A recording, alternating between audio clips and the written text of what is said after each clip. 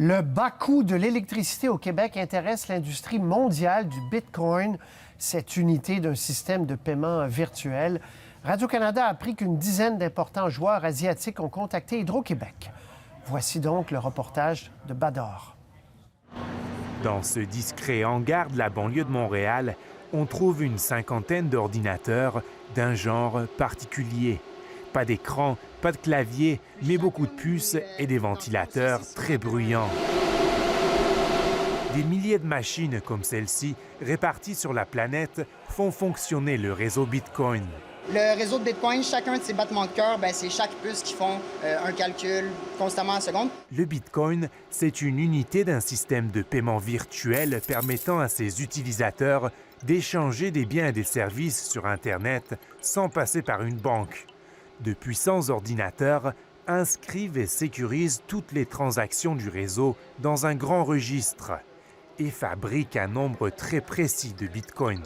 Chaque propriétaire qui met sa machine à disposition du réseau reçoit une petite fraction de Bitcoin. Ces machines appartiennent à des particuliers, mais surtout à des compagnies spécialisées, qu'on surnomme les mineurs de Bitcoin.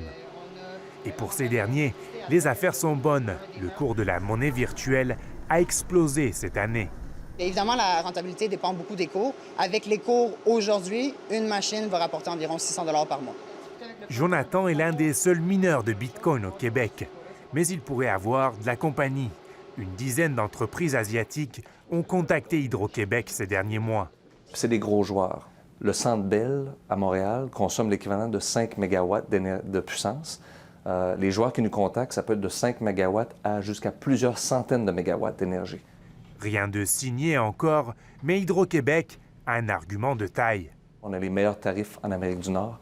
Mais les bitcoins restent encore souvent associés aux pirates informatiques et à la spéculation. C'est une industrie qui est encore assez volatile. C'est pour ça que je dis qu'on est relativement prudent dans nos démarches. Mais on voit quand même aussi qu'il y a de plus en plus, c'est une industrie là, qui s'établit. Un avis partagé par ce jeune entrepreneur qui compte acheter des dizaines de nouveaux ordinateurs pour remplir ses étagères. Ici Bador Zabian, Radio-Canada, Montréal.